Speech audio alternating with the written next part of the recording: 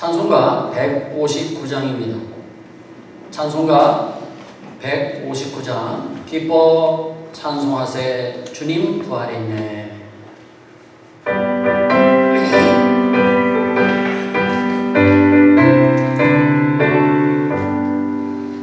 기뻐 찬송하세 주님 부활했네. 그는 내 권세하게 드렸네. 찬송하고 찬송하세 대속하신 주님. 할렐루야 찬송하세 다시 사셨도다. 기뻐 찬송하세 밝은 빛이 왔네. 그 어둠의 권세가 이기셨네. 찬송하고 찬송하세 대속하신 주님. 할렐루야 찬송하세 말씀나섰도다. 기뻐 찬송하세 주님 피를 흘려 그 성량할 값을 다 치르셨네. 찬송하고 찬송하세 대속하신 주님. 할렐루야 찬송하세 다시 사셨도다. 기뻐 찬송하세 죄를 사했으니 그 속죄한 후에 다 찬송하세. 찬송하고 찬송하세 대속하신 주님. 할렐루야 찬송하세 다시 사셨도다. 아멘. 이제 우리 시간이 되었으므로 우리의 마음을 정돈하시고 우리 부활주일 우리의 첫 아침 예배입니다. 우리가 오늘 부활의 주님을 찬양하시면서 우리가 하나님 앞에 신령과 진정으로 거룩한 예배를 드리도록 하겠습니다. 다 함께 묵도하시겠습니다.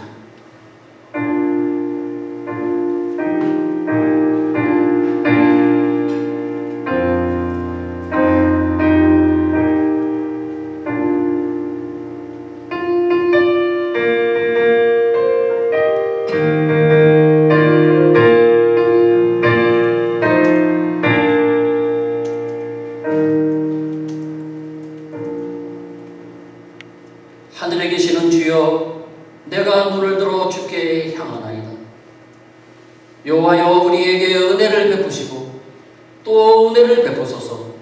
심한 멸시가 우리에게 넘치나이다. 아멘. 온 인류를 위해 십자가에서 죽으시고 3일 만에 부활하신 승리의 주님, 거룩한 부활의 아침에 우리를 이 예배의 자리로 부르시어 부활의 영광에 참여케 하신 하나님의 은혜에 감사를 드립니다. 오늘 아침 성도들이 함께 모여 한마음 한뜻으로 주님의 부활을 기뻐하며 찬송하며 하나님께 예배를 드리오니 우리의 예배를 기뻐 받아주시옵소서. 사망의 권세를 깨뜨리시고 생명의 길을 열어주신 부활의 주님, 부활의 능력이 우리의 삶 가운데 충만하게 임하셔서 어둠의 권세는 떠나가게 하시고 온전한 주님의 따뜻한 손길만이 항상 우리와 함께하여 주시옵소서. 나는 부활이요 생명이니 나를 믿는 자는 죽어도 살겠고 무릇 살아서 나를 믿는 자는 영원히 죽지 아니하리라고 말씀하신 주님, 이제 부활의 빛을 이 땅의 교회들에게 비추어 주시어서 세상의 빛과 소금의 사명을 감당하며 진리의 등대요 구원의 강조로서의 사명을 잘 감당하는 교회들이 되게 하여 주시옵소서.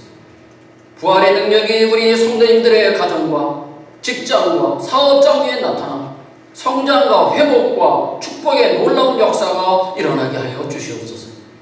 부활의 기쁨이 우리의 조국 대한민국과 우리가 살고 있는 이 멕시코 두 나라 두 민족 가운데 나타나 하나님의 공의가 강물처럼 흐르는 아름답고 복된 나라들이 되게 하여 주시옵소서.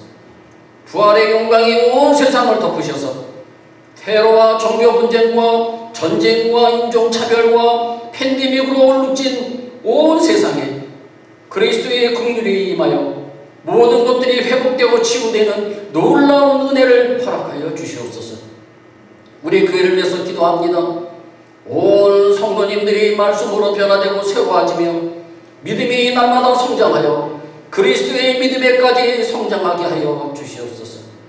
부활하신 예수님께서 엠마오로 가는 두 제자에게 나타나시어 성경을 풀어주실 때에 그들의 마음이 뜨거워졌던 것처럼 오늘 이 시간 하나님이 주시는 말씀을 통하여 우리의 마음도 뜨거워지게 하시며 다시 오실 주님을 맞을 준비를 하는 우리 모두가 되게 하여 주시옵소서.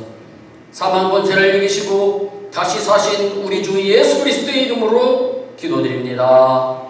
아멘.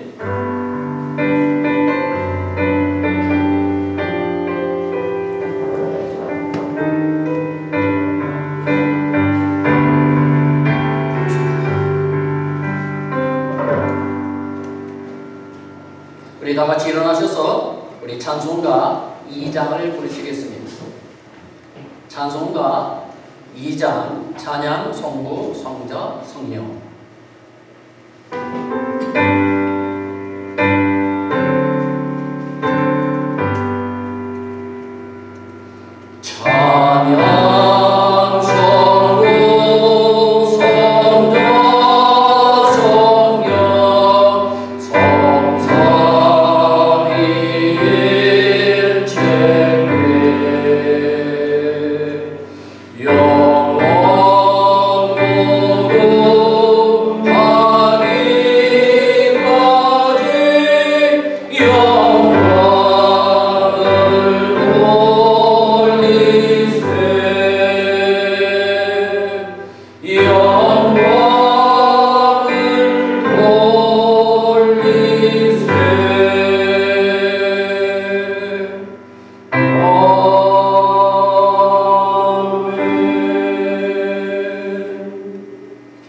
우리 이 시간 우리 다 함께 하나님 앞에 고백의 기도를 드리도록 하겠습니다.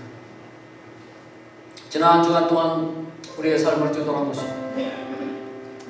과연 하나님의 말씀대로 살지 못한 것이 있었다면 사랑이 많으신 하나님 앞에 고백하시기 바랍니다.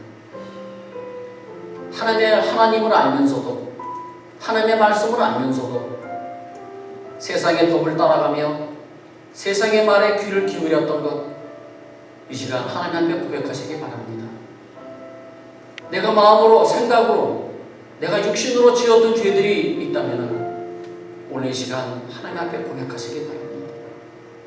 세상의 일이 너무 바빠 기도하지 못했던 것이 있었다면 이 시간 하나님 앞에 기도하시기 바랍니다. 우리의 모든 입술의 고백을 하나님 받아주시고 용서해 주실 것입니다. 이 시간 우리 다 함께 하나님 앞에 고백의 기도를 드리겠습니다. 하나님 아버지, 주님의 뜻대로 살아가면서 주님의 뜻대로 살아가면서 하나님을 알면 나보다 하면서 하나님을 두려워하지 않았던 우리를 하나님 주시옵소서. 하나님, 내가 마음으로 생각하고 육신으로 입술로 지었던 모든 죄를 하나님 주시옵소서. 우리의 모든 죄를 십자가에 주시옵소서. 오직 주님의 모든 것을 위해 기도하는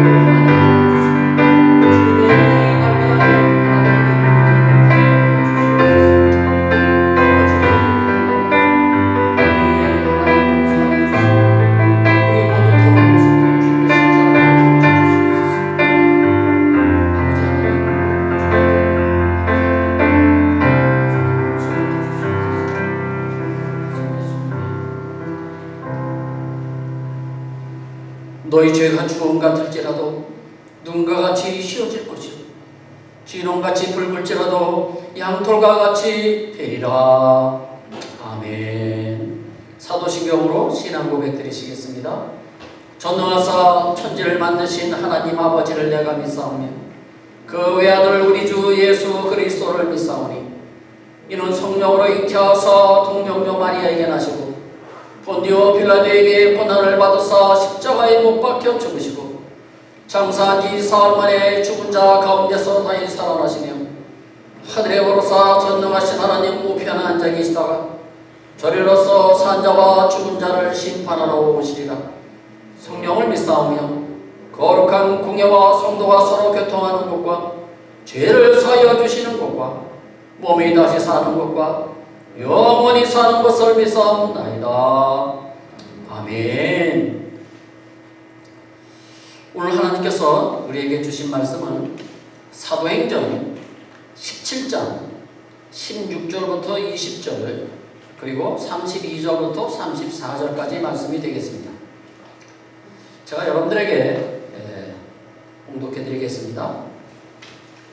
바울이 아덴에서 그들을 기다리다가 그 성에 우상이 가득한 것을 보고 마음에 격분하여 회당에서는 유대인과 경건한 사람들과 또 장터에서는 날마다 만나는 사람들과 변론하니 어떤 에피쿠로스와 스토아 철학자들도 바울과 쟁론할세.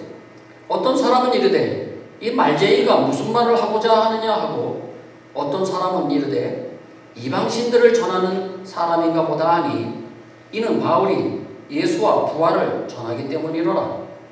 그를 붙들어 아레오바고로 가며 말하기를 네가 말하는 이 새로운 가르침이 무엇인지 우리가 알 수 있겠느냐?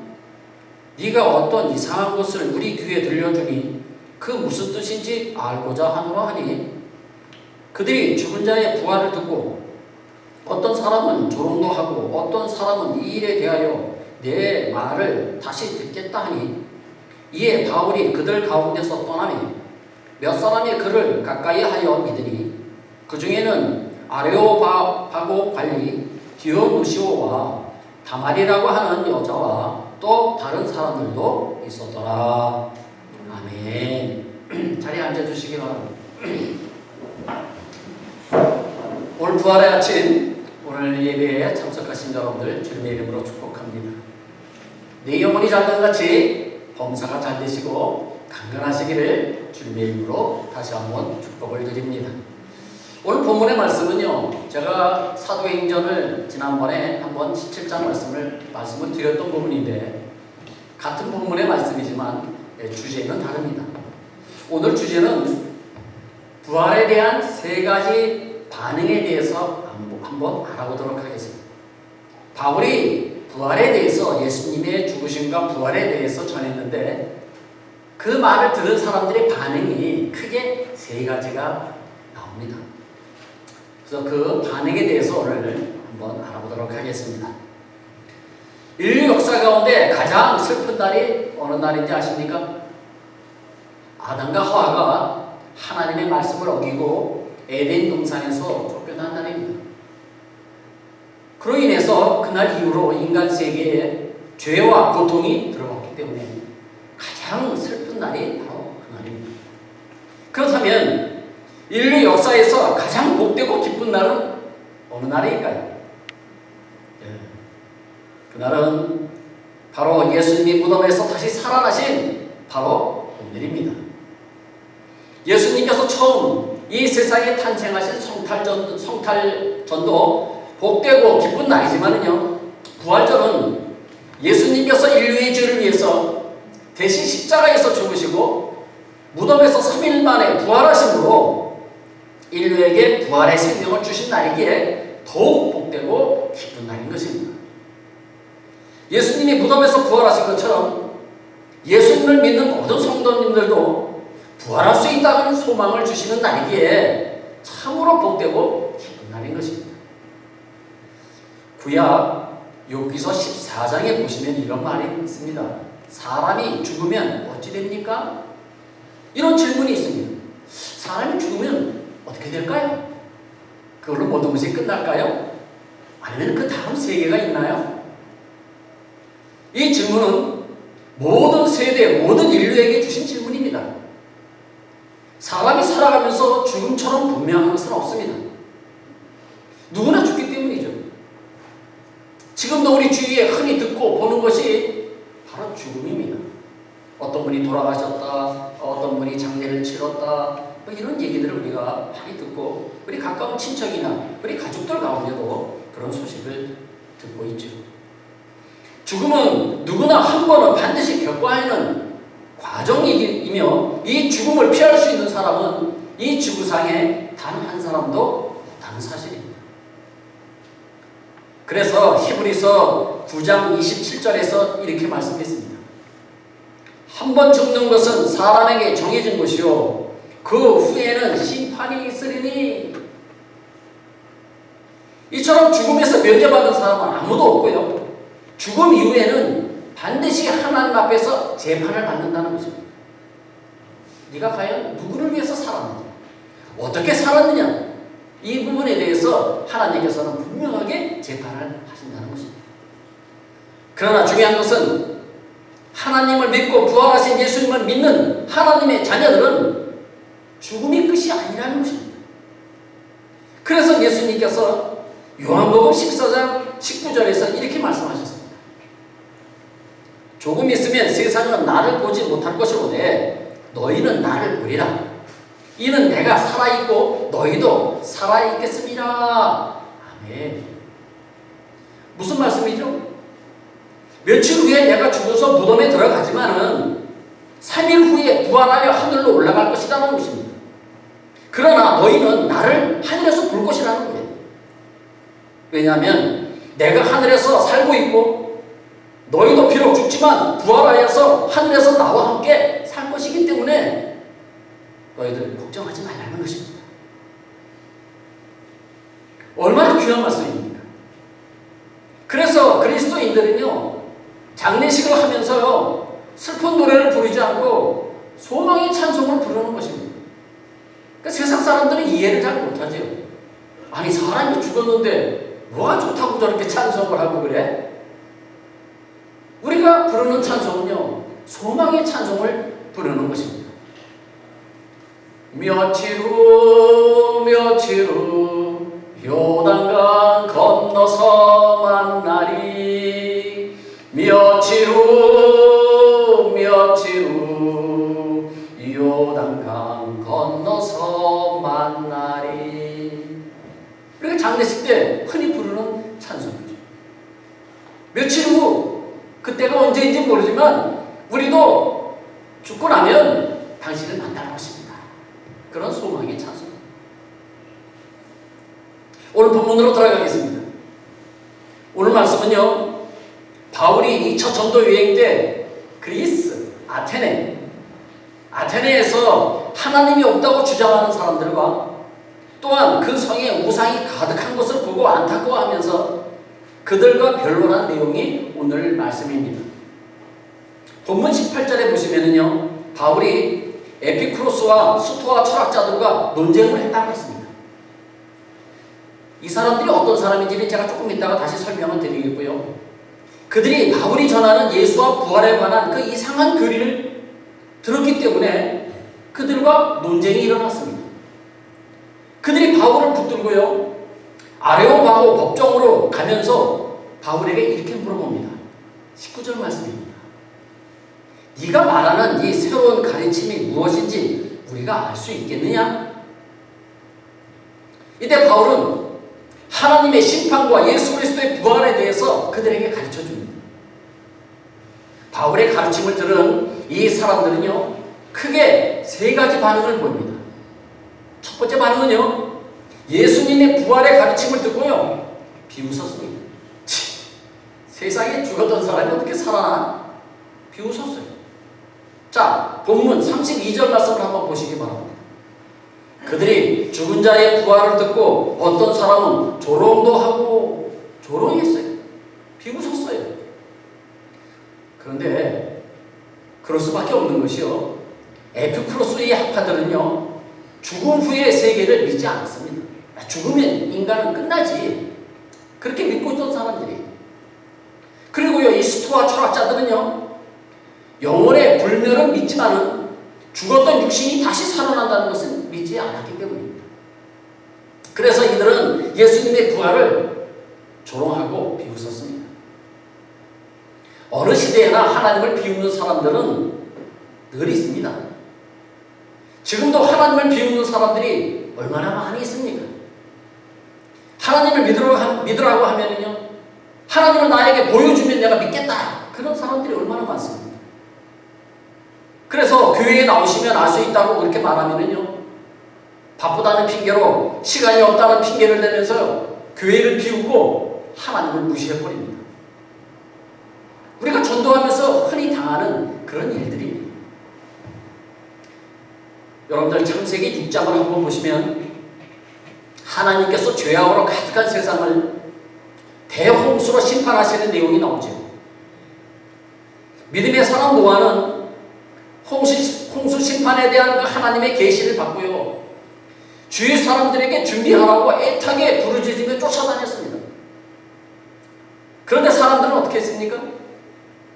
노아를 비웃었습니다. 그들이 비웃던 그 홍수 심판이 현실로 닥치자 그들의 비웃음은 비명으로 변했고요, 그들의 비웃음은요, 지옥으로 바뀌었습니다. 성도 여러분, 온 세상이 대홍수 심판을 겪은 그 증거는 세계 곳곳에 있습니다. 해발 수천 미터의 고산지대 동굴 속에서요, 해조류와 오페류의 화석이 무더기로 발견되기도 했고요, 중국에서는 높은 산 속에서 지금도 소금을 캐고 있다고 합니다. 이런 사실들을 보면은요, 온 세상이 물에 잠겼던 것을 우리가 알 수가 있습니다. 그뿐만 아니라 다른 증거들이 있지만 제가 시간 관계상 다 말씀을 드리지는 않겠습니다. 여러분들이 다 아시는 내용이기 때문에 그렇습니다. 또한 창세기 18장 19장에 보시면은요, 타락한 도시 소돔과 고모라 성이 하나님께서 내리는 그 유황불로 멸망하는 내용이 나오죠. 하나님께서 소돔과 고모라를 불로 심판하시기 전에 아브라함의 조카 롯에게 이 사실을 알려줍니다. 내가 이 성을 멸하겠다.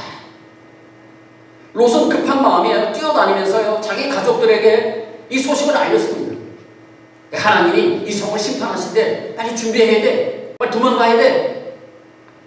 그런데 롯의 사위들은 이 장인의 말을 듣고요, 어떻게 했어요? 농담으로 여기고 비웃었습니다. 에이, 장인어른 지금 농담하지 마세요. 지금 이렇게 하늘이 맑고 푸른데 무슨 유황불이 내립니까? 에이, 그런 농담하지 마세요. 그리고 장인을 무시했습니다.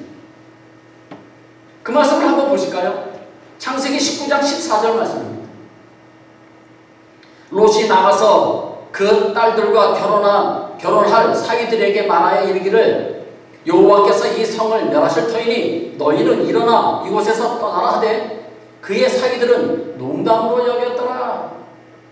농담으로 여겼더라. 롯의 아내마저도요, 남편의 말에 귀담아 듣지 않았어요. 그래서 어떻게 되었습니까? 뒤를 돌아보지 말라는데 성을 뒤를 돌아보다가 소금기둥이 되고 말았습니다. 성도 여러분, 하나님은 인간과 농담하시는 분이 아니십니다. 여러분 착각하지 마십시오. 하나님이 우리와 농담하십니까? 하나님은 진실하신 분입니다. 하나님이 한 번 말씀하신 것은 반드시 성취가 된다는 사실입니다. 예수님께서 마태복음 5장 18절 말씀에서 이렇게 말씀하셨습니다. 진실로 너에게 이르노니 천지가 없어지기 전에는 율법의 1.1획도 결코 없어지지 아니하고 다 이루리라. 아니, 하나님의 말씀은 절대 불변하다는 것입니다. 영원히 불변하다는 것입니다. 한 번 하나님 말씀하신 것은 변하지 않는다는 것입니다. 그런데 농담한다고요? 하나님의 말씀을 농담으로 여기면 하나님의 심판을 면하지 못할 것입니다. 변함없이 하나님의 말씀을 믿고 그 말씀대로 행하는 사람만이 구원을 받을 수 있다고 하는 사실입니다. 그런데 오늘날도 많은 사람들이 하나님을 비웃고 무시합니다. 예수님의 부활은 교회에서 만들어낸 거짓말이라고 그렇게 말하는 사람들도 있습니다. 어찌 죽은 사람이 살아날 수 있느냐고. 성도 여러분, 예수님의 부활은 팩트입니다. 역사적인 사실입니다. 예루살렘에 있는 예수님의 이 빈 무덤은요, 저도 가보았지만 지금도 수많은 사람들이 그 빈 무덤을 찾아오고 있습니다. 왜 빈 무덤을 찾아올까요? 예수님도 안 계신데요. 그 사실을 확인하기 위해서 많은 사람들이 와서 그 빈 무덤을 확인하고 갑니다. 16세기의 위대한 성직자 필립 디 네리라고 하는 사람이 있었습니다. 하루는 당시 최고의 명문 대학이었던 컨티넨탈 대학의 교정을 받다가 한 청년을 만났습니다. 이 청년은 이 대학교에서 법률을 공부하고 있었습니다. 이 성직자 네리는 그 청년에게 이렇게 물었습니다. 대학 공부를 다 마치면 무엇을 할 계획입니까? 이 청년은 네, 저는요 박사학위를 받겠습니다. 네리는 계속해서 질문을 했습니다. 박사학위를 받고 나면 무엇을 할 것이죠? 네, 저는 변호사가 되어서 많은 어려운 사람들을 내가 도와줘서 세상에서 내가 유명한 변호사가 되겠습니다. 네리는 다시 그에게 질문했습니다. 그 다음에는 어떻게 되나요? 저는 명성과 재물을 얻어서 행복하게 살 것입니다. 네리는 다시 물었습니다. 끈질기죠? 다시 물었어요. 그 다음에는 또 어떻게 되죠? 그러자 청년이 그 다음에는 아마 늙어서 죽겠죠? 거기서 끝난 것이 아니었습니다. 네리는 그에게 또 물었습니다. 그 다음에는 어떻게 되죠? 이 말에 무슨 대답을 해야 할지 몰라서 망설이는 이 청년에게 이 성직자 네리는 이렇게 말했어요. 그 다음에는 하나님의 심판이 있습니다. 이 말을 남기고 그 자리를 떠났습니다. 이 청년은 밤새도록 그 질문을 생각하면서 인생의 허무함을 깨닫고 다음날 교회에 나갔다는 이야기입니다. 두 번째, 바울의 예수님의 부활의 말씀을 듣고요. 두 번째 반응은요. 예수님의 부활을 믿는 것을 연기했습니다. 다음에 믿을게요. 본문 32절 말씀을 한번 보십시오. 어떤 사람은 이 일에 대하여 네 말을 다시 듣겠다 하니 무슨 말씀입니까? 부활하신 예수님을 믿는 것은 다음에 더 들어보고 생각해 보겠다는 것입니다. 앞에서 바로 비웃는 사람보다는 이런 사람들이 더 많겠죠. 사실 듣고 있기가 불편하니까 그 자리를 피하고 싶은 것입니다. 그래서 이런 핑계를 대는 것이죠. 다음에 내가 생각해보고 믿을게요. 내가 다음에 생각해보고 내가 교회 나갈게요. 출애굽기에 보면은요, 하나님이 이스라엘 백성들을 해방시키기 위해서 애굽에 10가지 재앙을 내리는 내용이 나옵니다. 애굽의 바로 왕은요, 재앙이 내릴 때마다 그가 모세를 불러가지고 똑같은 얘기를 합니다. 뭐냐면 이 재앙만 면하게 해주면 내가 이스라엘 백성들을 내보내겠다는 겁니다. 해방시켜 주겠다는 거예요. 그러나 바로 왕은요, 그때마다 보내주겠다고 말만 하고는요, 재앙이 끝나면 보내주지 않는 것입니다. 결국 어떻게 되었습니까? 계속 미루다가 애굽 나라의 모든 장자가 죽는 무서운 재앙을 받게 됩니다. 이처럼 본문에 나오는 에덴 사람들도요, 바울의 간증을 듣고는요, 다음으로 연기했습니다. 이것이 두 번째 부류의 사람들입니다. 예수님의 부활을 믿는 것은 나중에 다시 들어보고 생각해 보겠다는 것입니다. 아직은 내가 믿지 못한다는 것입니다. 어떻게 죽은 사람이 살아날 수 있어? 믿어지지 않는 것입니다. 성도 여러분, 혹시 여러분들 가운데 이런 분이 계십니까? 아직도 믿지 못하고 나중에 더 들어보고 생각해 보겠다고 말입니다. 부활절날 오늘도 믿지 못하는데 나중에 가서 생각해 본다고 과연 믿어질까요? 믿으려고 하지 않는 것입니다. 마음의 문을 열지 않는 것이죠. 내 지식과 이성으로 믿으려고 하면 당연히 믿겨지지 않죠. 어찌 죽은 사람이 살아날 수 있으며 살아난 사람이 40일 동안 다니면서 많은 사람들에게 자신의 부활의 모습을 어찌 보여줄 수 있겠습니까? 내가 그때 찔렸던 내 이 못자국이다. 봐라. 그 로마 병정이 내 옆구리 찔렀던 이 창자국이야. 자 봐. 40일 동안 다니면서 어찌 죽은 사람이 살아나서 보여줄 수 있겠냐는 거예요. 내 작은 지식과 짧은 이성으로 믿으려고 하면은 믿어지지 않죠. 마음으로 믿으셔야 합니다. 믿음으로 믿으셔야 합니다. 예수님의 부활의 사건은요, 역사적인 사건이요, 팩트입니다.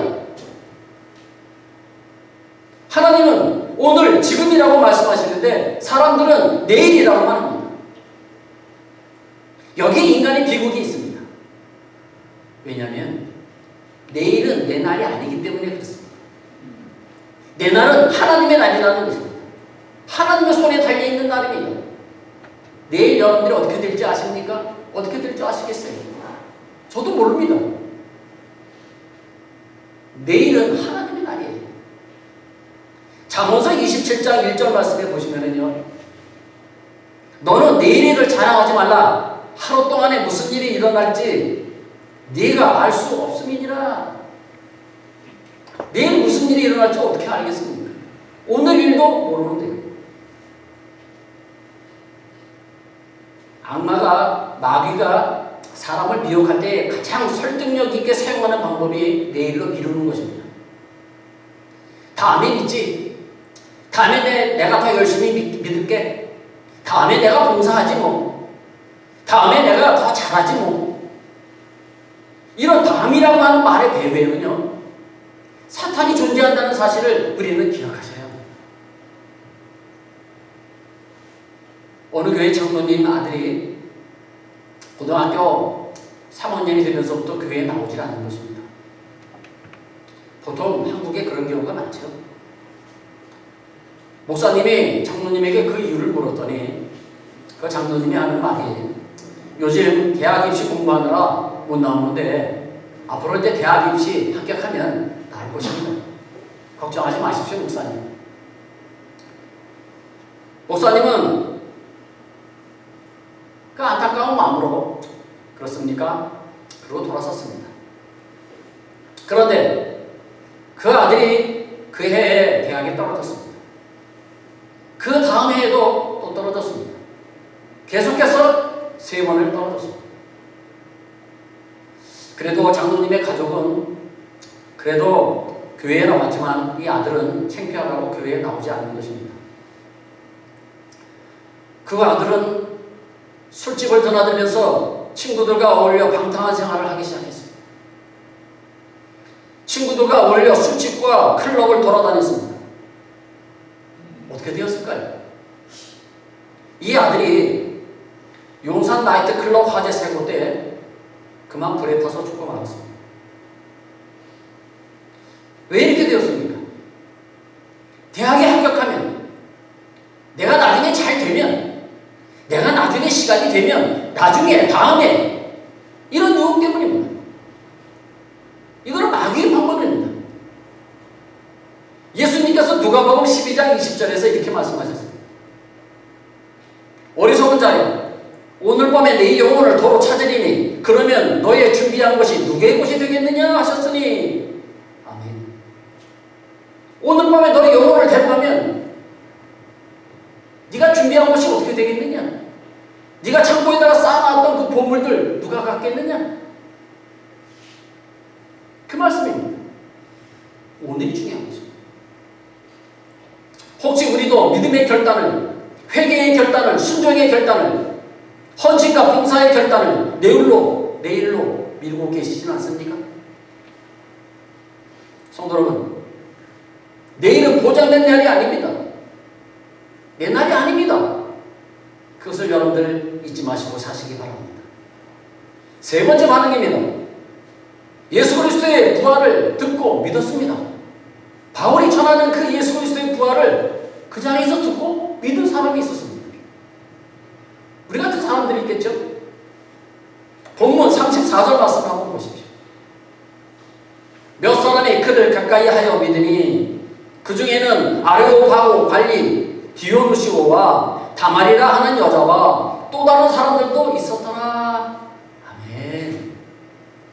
바울이 전한 그리스도의 부활에 대한 말씀을 듣고요, 아레오바고 법정의 판사인 디오누시오와 이 다말이라고 하는 이 여인과 비록 이름은 모르지만 그 밖에 몇 사람들이 있었다는 것입니다.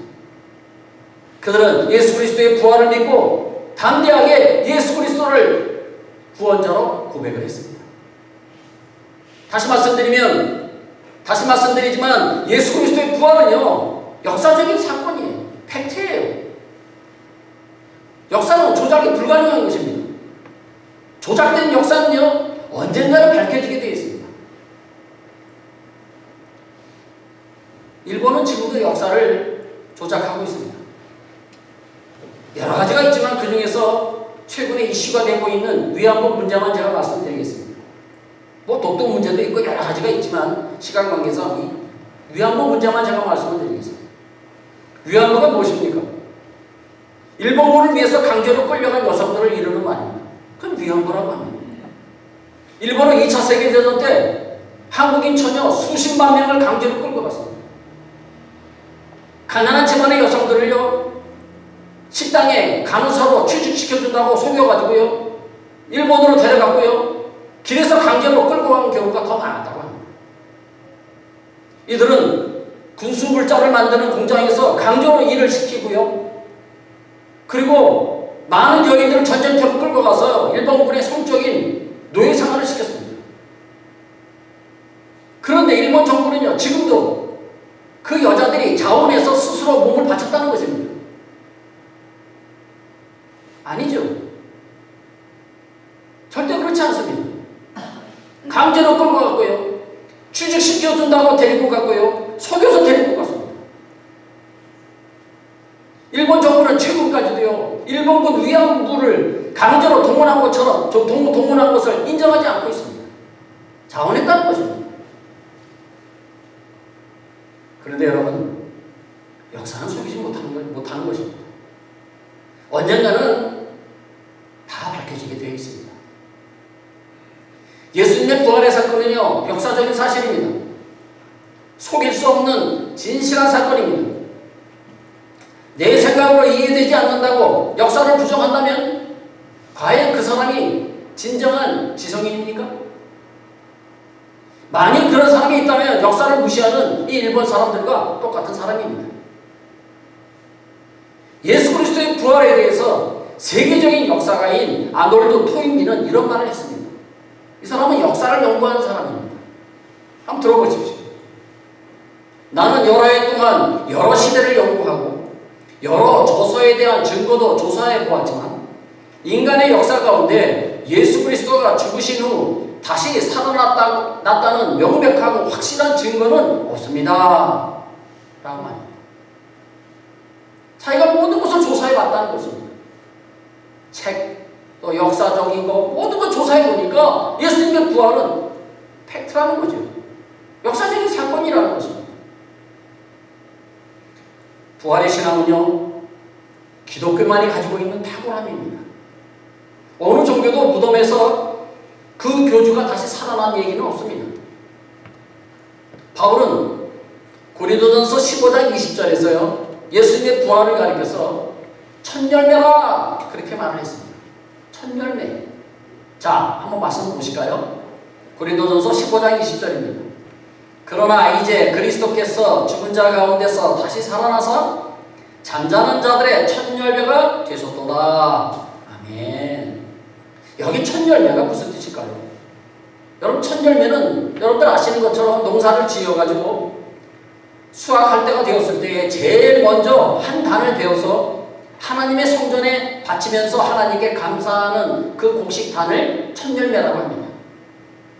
이처럼 예수님의 부활은 죽은 사람이 살아난 역사적인 첫 번째 사건이기에 그래서 첫 열매라고 부르는 것입니다. 첫 열매가 되신 예수님을 믿는 우리도 장차 죽음에서 다시 살아난다는 것을 여러분들 믿으시기 바랍니다. 우리가 두 번째가 될 수 있고 세 번째가 될 수 있고 네 번째가 될 수 있는 것입니다. 이어서 고린도전서 15장 51절 53절 말씀을 보시기 바랍니다. 보라, 내가 너희에게 비밀을 말하노니 우리가 다 잠잘 것이 아니요 마지막 나팔에 순식간에 호련히 다 변화되리니 나팔 소리가 나매 죽은 자들이 썩지 아니할 것으로 다시 살아나고 우리도 변화되리라. 이 썩을 것이 반드시 썩지 아니할 것을 입겠고 이 죽을 것이 죽지 아니함을 입으리로다. 아멘. 지금 바울은요 하늘의 비밀을 말하고 있습니다. 하늘의 비밀을 말하면서요 여기 보시면 잠자는 자라 이렇게 나와 있는데 이 잠자는 자는 예수 믿는 사람들을 말하는 것입니다. 예수 믿고 죽은 사람들을 말하는 거예요. 그것은 죽은 것이 아니기 때문에 잠자는 자라 그렇게 표현한 것입니다. 예수 믿는 우리는 죽으면 영원히 죽는 것이 아니라 잠시 잠자는 것으로 하늘에서 나팔 소리가 들리면 영원히 썩지 아니하는 몸으로 다시 부활한다는 사실을 지금 바울이 밝히고 있는 것입니다. 이처럼 예수님의 부활은요 장차 우리의 부활을 증명해 주시는 것입니다. 너희들도 이렇게 부활할 수 있다. 나 예수를 믿는 너희들도 나처럼 부활할 수 있다 하는 것을 예수님께서 첫 열매로 보여주신 것입니다. 이 세상 것들은 모두 다 불완전합니다. 완전한 것은 없습니다. 사람들은 돈을 벌려고 애씁니다. 돈만 있으면 완전하다고 생각합니다. 그런데 여러분, 돈이 많으면 완전합니까? 더 불안합니다. 두 발 뻗고 편안히 잘 수가 없습니다. 언제 강도가 들어올지, 언제 마피아가 찾아와서 뺏어갈지 항상 불안합니다. 왜 세계적인 갑부들이 왜 자살을 합니까? 왜 세계적인 헐리우드 배우들이 왜 자살을 할까요? 돈이 없어서요? 명성이 없어서요? 불안하기 때문에 그렇습니다. 항상 불안한 겁니다. 이 세상에 완전한 것은 없습니다. 여러분, 돈과 명예와 권력은요 완전한 것이 아닙니다. 잠시 내 배를 채울 수는 있어도요 내 영혼은 채우지 못한다는 사실입니다. 그래서 바울이 빌립보서 3장 19절에서 뭐라고 말씀하셨습니까? 자, 한번 보십시오. 십자가의 원수가 어떤 사람인지 분명하게 가르쳐주고 있습니다. 그들의 마침은 멸망이요 그들의 신은 배우 그 영광은 그들의 부끄러움에 있고 땅의 일을 생각하는 자라. 아멘. 십자가의 원수가 이런 사람들이라는 것입니다. 십자가의 원수라고 하는 것은 십자가를 부인하는 사람을 말하는데요 그런 자들은요 결국 멸망을 당할 것이며 그들은 자신의 배를 신으로 섬긴다는 거예요. 다시 말하면 내 배만 부리면 오케이? 만족하는 거예요. 내 배를 신으로 모시고 사는 거예요. 바로 십자가의 원수의 모습인 것입니다. 또한 그들의 영광으로 생각하는 것들은 결국 부끄러움이 될 것이며 죽고 나서 그 다음 일은 생각하지 않고 당장 먹고 사는 땅의 일만 생각하는 사람들, 이런 사람들이 바로 십자가의 원수라는 것입니다. 성도 여러분, 부활하신 예수님이 계시는 하늘나라, 장차 우리가 가야 할 그 하늘나라는 어떤 곳일까요? 여러분들 궁금하시죠? 한번 가보고 싶으시죠? 예, 사실 저도 한번 가보고 싶습니다. 그래서 갔다 와서 여러분들에게 좀 전하고 싶어요. 그런데 그곳은요 완전한 곳이라고 했어요. 하늘나라를 직접 목격하고 온 이 바울이요 빌립보서 3장 11절 12절에서 이런 말씀을 했습니다. 한번 들어보십시오. 하늘나라 가서 직접 보고 왔어요, 바울이. 자, 어떻게 해서든지 죽은 자 가운데서 부활에 이르려 하노니 내가 이미 얻었다 함도 아니요 온전히 이루었다 함도 아니라 오직 내가 그리스도 예수께 잡힌 바 된 그것을 잡으려고 달려가노라. 하늘나라에 가서 직접 보고 왔더니요 너무 황홀한 거예요. 황홀스러운 거예요.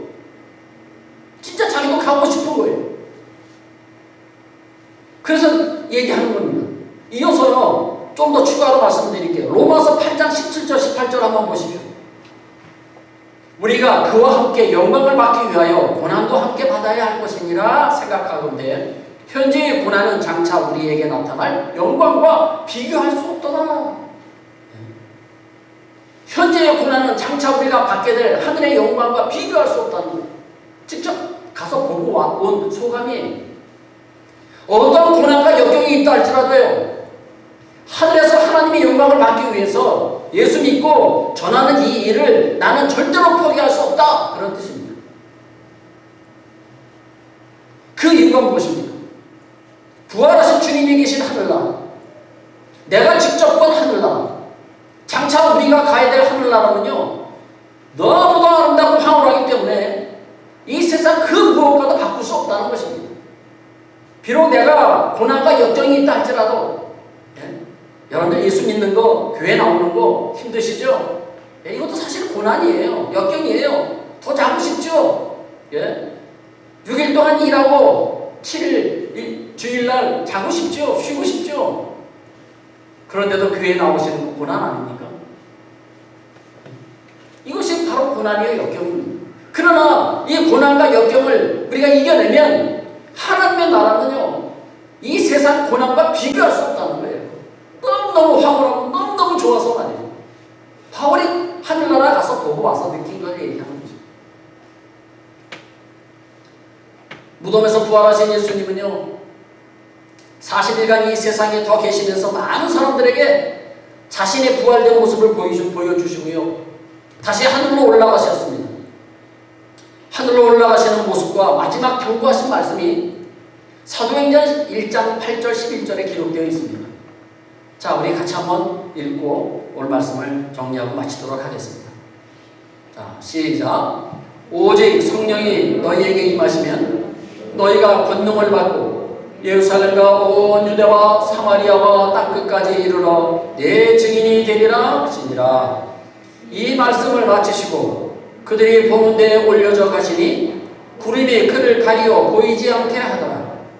올라가실 때에 제자들이 자세히 하늘을 쳐다보고 있는데 흰 옷 입은 두 사람이 그들 곁에 서서 이르되 갈릴리 사람들아 어찌하여 서서 하늘을 쳐다보느냐? 너희 가운데서 하늘로 올려주신 이 예수는 하늘로 가심을 본 그대로 오시리라 하였느니라. 아멘. 오늘의 말씀을 마치겠습니다. 에덴 사람들은 바울로부터 똑같은 그리스도의 부활의 소식을 들었습니다.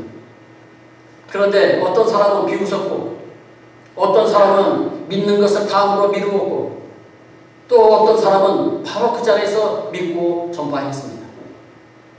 사랑하는 성도 여러분, 부활하신 예수 그리스도를 믿으시기 바랍니다. 믿을 만한 증거는 충분합니다. 부활의 이 기쁜 소식을 가족들과 친구들과 이웃들에게 전하시기 바랍니다. 이것이 주님께서 가장 원하시고 기뻐하시는 뜻이요 내가 복받는 길입니다. 하늘과 땅의 모든 권세를 위임받으신 예수님께서 세상 끝날까지 항상 함께 하시는 이 놀라운 복을 받아 누리시는 우리 모든 성도님들 되시기를 주님의 이름으로 축복합니다. 기도하시겠습니다. 부활의 생명이 되시는 하나님 아버지, 주님의 부활을 찬송합니다. 오늘 세 부류의 사람들 중에 과연 나는 어떤 사람입니까? 예수님의 부활을 비웃고 농담으로 여기지는 않았습니까? 아니면 더 들어보고 나중에 믿기로 하지는 않았습니까? 아니면 예수 그리스도의 부활을 진심으로 믿고 따르고 계십니까? 우리 모두 내 짧은 지식과 내 작은 이성으로 판단하지 않게 하시고 믿음으로 굳게 믿게 하여 주시옵소서. 그 길이 하나님이 원하시고 기뻐하시고 복된 길이라는 것을 깨닫게 하여 주시옵소서. 예수 그리스도의 이름으로 기도드립니다. 아멘. 찬송가 165장입니다. 주님께 영광. 주님께 영광을 돌리시기 바랍니다. 주님께 영광. 다시 사신 주 사랑과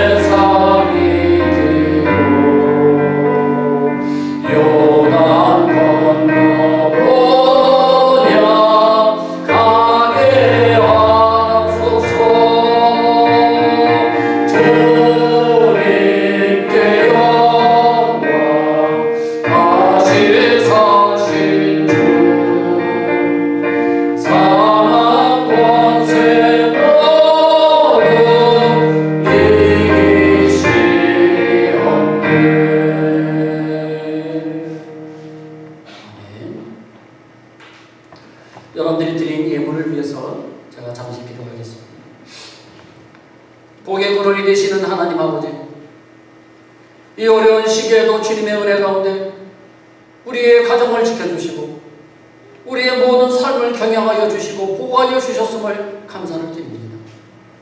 이사야 선지자가 하나님 앞에 고백했던 것처럼 피곤한 자에게는 능력을 주시며 무능한 자에게는 힘을 더하시나니 소년이라도 피곤하며 공비하며 장정이라도 넘어지며 쓰러지되 오직 여호와를 앙망하는 자는 새 힘을 얻으리니 독수리가 날개치며 올라간 같을 것이요 다른 박질하여도 공비하지 아니하겠고 걸어가도 피곤하지 아니하리라고 고백했던 것처럼 우리도 독수리와 같은 새 힘을 주시는 하나님만 바라보며 이 세상 의지하지 아니하고 하나님만 의지하며 살아가게 하여 주시옵소서.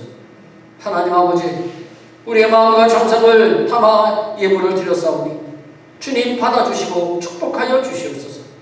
특별히 주님의 부활을 맞이하여 드린 헌금을 하나님께서 일일이 기억하여 주시고 날마다 부활의 능력으로 승리하며 살아가게 하여 주시옵소서. 하나님께 예물을 드리고자 하는 마음은 있으나 형편이 어려워 드리지 못하는 성도들도 계십니다. 그들의 마음을 하나님 받아주시고 마음껏 주님께 예물을 드릴 수 있도록 그들의 삶을 축복하여 주시옵소서. 바친 예물이 하나님의 뜻을 이루는 귀한 예물이 되게 하시고 가난하고 불쌍한 자들을 위로하는 그런 예물이 되게 하여 주시옵소서. 이번 한 주간도 우리 교회 어린아이로부터 청년, 어른에 이르기까지 한 사람이라도 바이러스에 걸리지 않도록 주님의 날개 아래 안전하게 지켜주시옵소서. 우리가 드린 이 성교 헌금으로 엘코로라도에 하나님의 교회가 세워지며 그 지역의 많은 영혼들이 예수 믿고 구원받게 하여 주시옵소서. 그곳에서 사역하는 아론과 노르마 전도사님을 기억하여 주시고 그들에게 바로와 같은 능력과 권능과 헌신을 더하여 주시옵소서. 이 모든 말씀을 예수님의 이름으로 축복하며 기도드립니다. 아멘. 교회 소식 몇 가지만 전해드리도록 하겠습니다.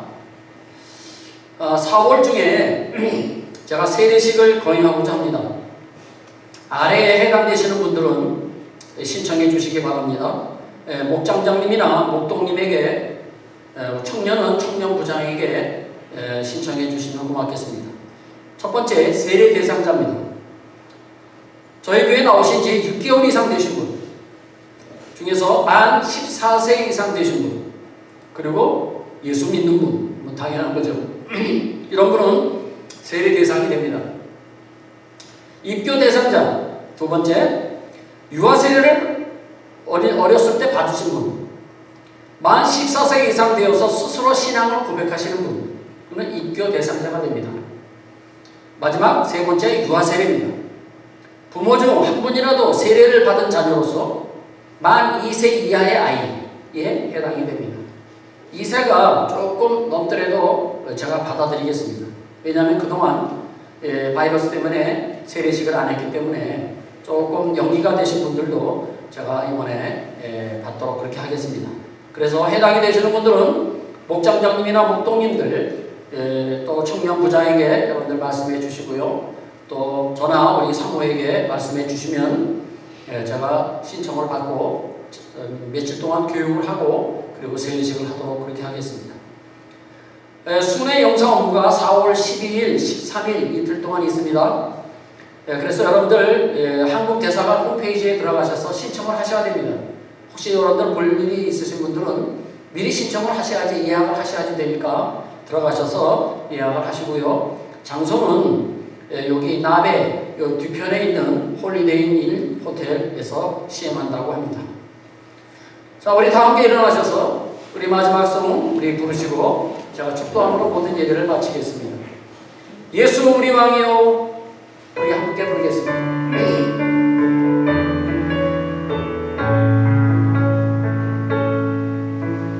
예수